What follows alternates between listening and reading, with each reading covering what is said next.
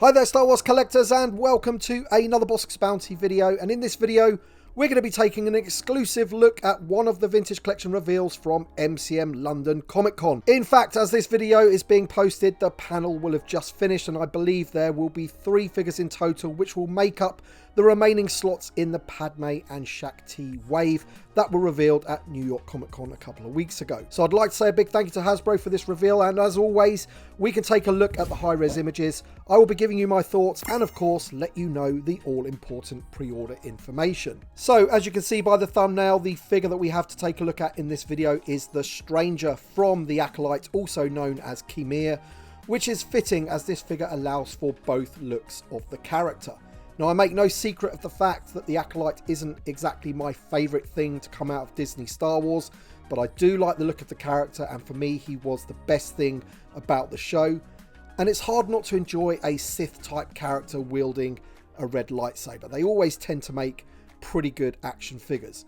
And also that scene in the woods versus all of those Jedi was pretty awesome, I have to admit. But like other figures that have been released from the Acolyte, I like to look at how good the figure is, and the Stranger is an all new figure with plenty of soft goods, plenty of accessories, and even a swappable head. So you can either display him as Qimir or the Stranger. Now, I think they've done a really good job on both the portrait and the helmet for this character. The human face of Qimir looks spot on from a likeness point of view, and the helmet itself also looks to have plenty of detail. The paint applications look good, looks to have some decent weathering on it as well, which is always a good thing. Now, I know some collectors prefer removable helmets, but I am in the camp that prefers screen accuracy over playability.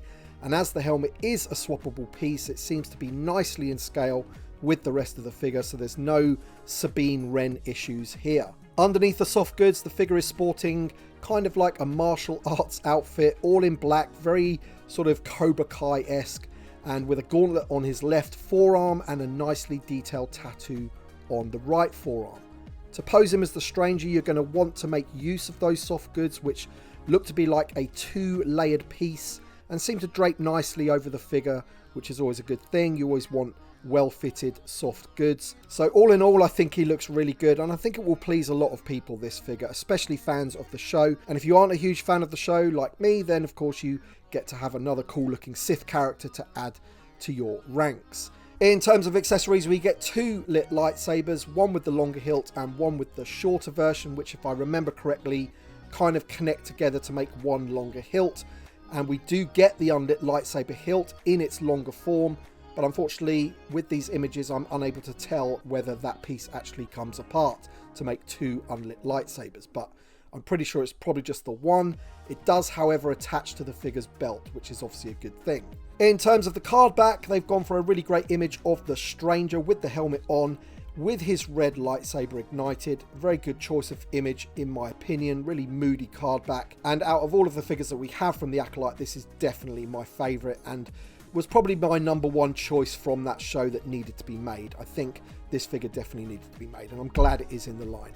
Apologies, but at the time of making this video I do not have the vintage collection number, but I'm sure that that will be announced on the panel. Pre-orders for the Stranger and the other figures that were revealed at MCM London and Padme and Shaak Ti will all be available on the 28th of October. I believe it's at 1 PM Eastern Standard Time, which I think is going to be 5 PM GMT, because the clocks would have gone back in the UK.